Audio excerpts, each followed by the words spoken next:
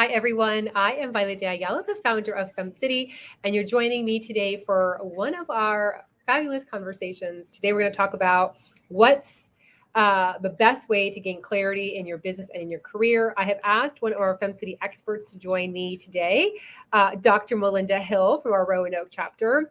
I adore you, Dr. Hill. I got a chance to hug her in real life just a couple of months ago at our FemCity Miami retreat. And she is just everything in real life also. So Dr. Melinda Hill, I know that this is your jam. This is your expertise. This is where you thrive and flourish. Share a little bit about your background for those that don't know you. Absolutely. And the feeling is absolutely mutual. Violet is one of my favorite people in the entire world. Thank you. I got a chance to talk about you at our FemCity luncheon yesterday and just encouraged our group, our community, if Violet is anywhere near, be in the room because her energy is contagious. You will grow so much just from being around her. So the feeling is definitely mutual. Yes. So a little bit about me. I'm Dr. Melinda. I have been in the area of career development and career coaching for many, many, many decades. My dissertation and my research has been in working with underrepresented populations in the space of careers. How do you find what it is that you want to do with the rest of your life? And you can change that sometimes. But that's what I've been doing for probably the last 2 decades, helping people with their careers and what makes you flow and what makes you alive and follow that path is what I usually go with. I love that. And so that's before we even start diving into her advice, I want to kind of share with you what it feels like when you don't have clarity in your business or in your career. So if you don't have clarity, I think you take on responsibilities and you take on commitments that do not fill your cup, that are not in alignment with your superhero talent or your zone of genius. I think also when you don't have clarity, you are very busy, and I use the quotations around that air word, very busy and overwhelmed, but you're not really moving in any direction. You're kind of like stagnant. And I think also when you don't have clarity, you're bogged down and you feel a heaviness and you really don't know which way to go. So I think this also happens. I know when I turned 40 years old, I started feeling that a lot.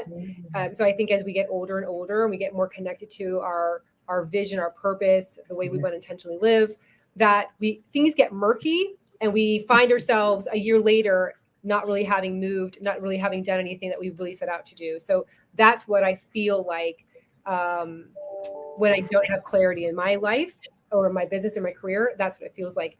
What other words or scenarios do you think of, Dr. Melinda Hill, like when you see people that come to you that don't have clarity? Are there any other feelings that they're going through? I know. Yeah, they're stuck. They're confused and they're not motivated. Yeah. That's what I see the most, that lack of motivation. Yeah, I hear you on that. Okay. So, and I think everyone's been there. I don't know any human who's been like, I am absolutely perfect. I am always clear with where I'm going. And that is very, very rare. So for those that are really struggling and, it's a great time. We have not ended the year yet. You still have a couple of more months.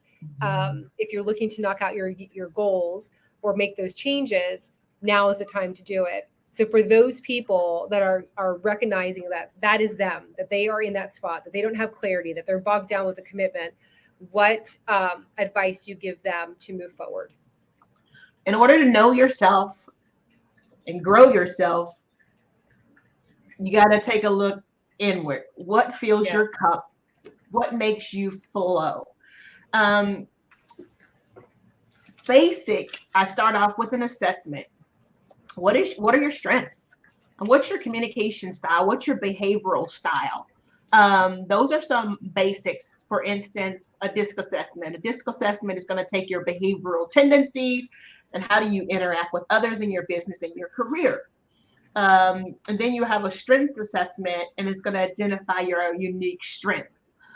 So basic, bottom line, to get started with a foundation, what's your communication style? And along with a DISC assessment, there is a career match or a career fit. Are you D, I, S, or C? And there's a career that fits with that. as well as taking a strength assessment. And what are your top 5 talents? For me, I'm really, really older. So I've been doing this for a while. And my strength assessment, my top 3 strengths, I'm a maximizer, I'm relational, and I am futuristic. And so I operate in that as a coach.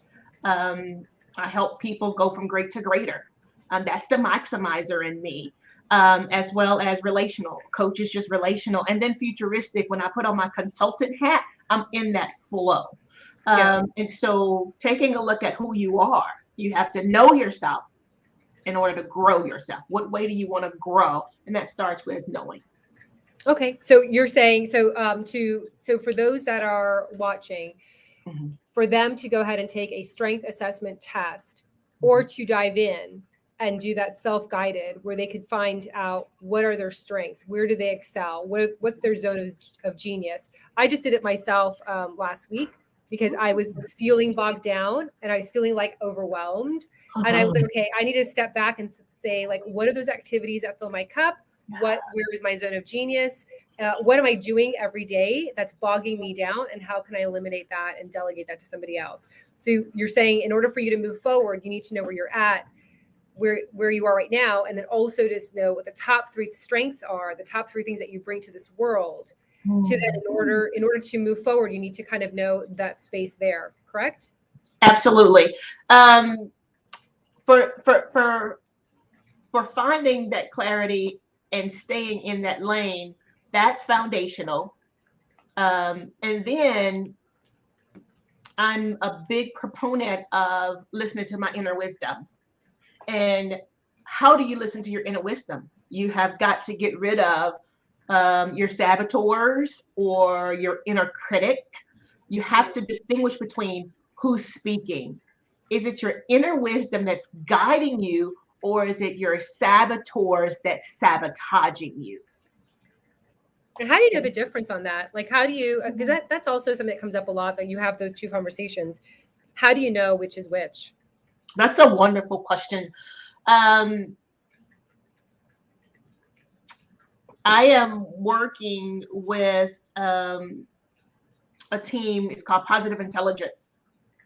And I just started working with them last August.